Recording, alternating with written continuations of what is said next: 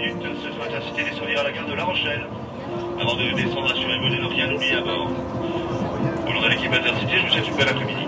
Il ne faut pas hésiter à faire un long voyage pour atteindre des hauteurs.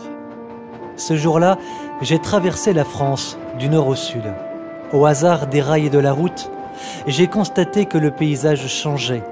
S'il se transformait, cela signifiait peut-être que déjà, des changements s'opéraient réellement, mais pas seulement sous les yeux. Peut-être aussi beaucoup plus en profondeur. Des changements dans les âmes. C'est ici, quelque part, non loin de la frontière espagnole, à quelques pas du Verdier, de Cahuzac, des Bastides albigeoises, c'est ici qu'on travaille les âmes à devenir meilleures. Alors, cherchez et trouvez la volonté de Dieu dans le règlement de ma vie. Alors ceux qui ont dormi jusque-là, réveillez-vous, c'est le plus important. La volonté de Dieu dans le règlement de ma vie. S'appelle, en vue de mon salut, s'appelle exercice spirituel. Capital. Ceux qui ont dormi jusque-là, réveillez-vous. Messieurs, messieurs, nous sommes programmés. Vous et moi, et les 6 milliards d'hommes sur la Terre. Dieu a réglé les astres. 10 milliards de galaxies, 100 millions d'étoiles par galaxie. Tout ça obéit à Dieu. Tout est programmé. C'est pas vrai, c'est pas possible que les hommes qui sont créés à l'image de Dieu ne soient pas programmés. Il vous a fait naître, il nous a fait naître à cheval sur le XXe siècle, XXIe. Hein? On sommes nés en tel pays, pour les Français, en France, les Belges, la Belgique. Nous avons un tel père, telle mère, et nous avons surtout des qualités chacun, des talents. Les uns 1, les autres 2, 3, 5. Pour Saint-Luc, c'est des mines, ça revient au même. Aucun homme ne se ressemble. Il y a 6 milliards sur la Terre d'hommes, ou à peu près, il n'y a aucun ne se ressemble. Même des frères jumeaux ne sont pas pareils. Dieu ne nous a pas fabriqués en série. Donc, je suis programmé. Mais si je suis programmé, il y a un programmateur. Le Tout-Puissant Seigneur. Donc, je dépends de lui. Et je fais sa volonté.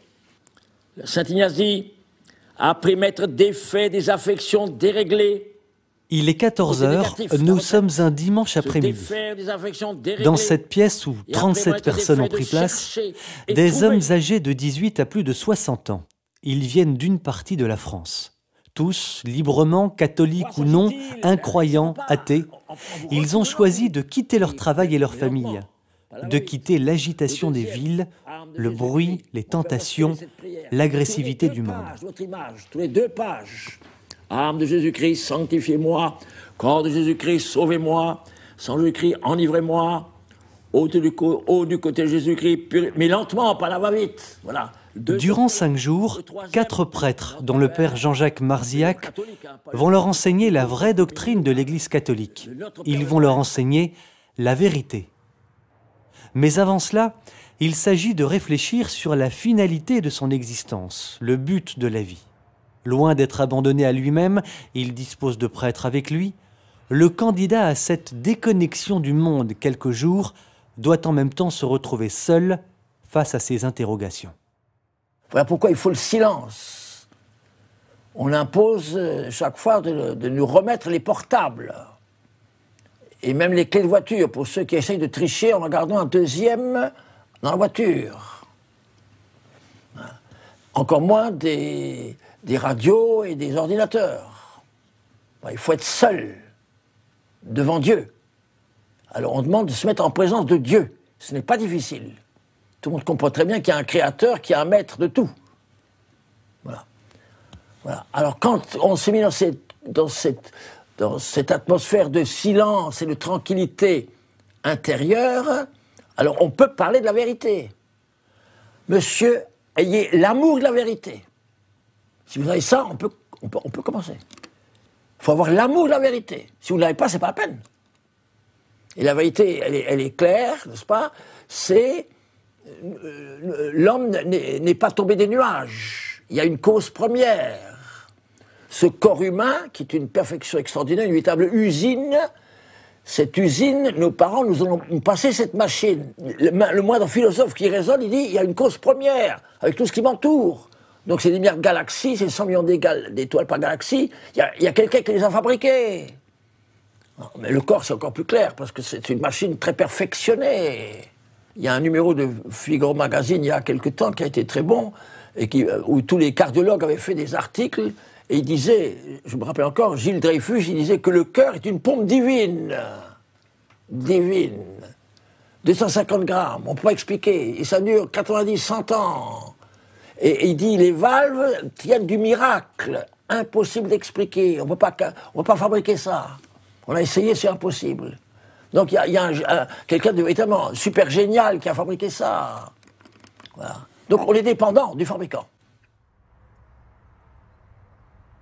C'est dans cette propriété et dans les bâtiments attenants, chacun ayant une chambre à lui seul, c'est dans cet environnement de 7 hectares donc, que les volontaires au silence et à la réflexion méditent et prient, instruits et guidés par des prêtres.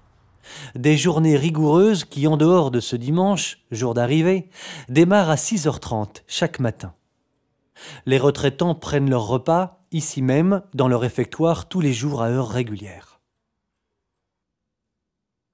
Le reste de la journée est ponctué par des heures d'instruction et de réflexion. Elle se termine par la récitation du chapelet dans cette très belle chapelle située à l'intérieur de la propriété.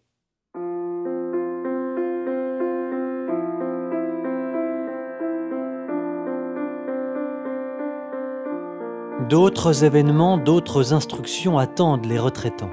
En attendant, les pères prédicateurs les ont prévenus. Gardez le silence entre vous, n'échangez aucun mot. Si vous avez le désir de connaître la vérité, si vous avez le désir de changer de vie pour une vie plus proche de Dieu, des transformations intérieures immenses vont s'opérer en vous. Il en va de votre éternité. Dieu se révélera à chacun. Soyez patient, mais vous devrez vous battre contre vous-même.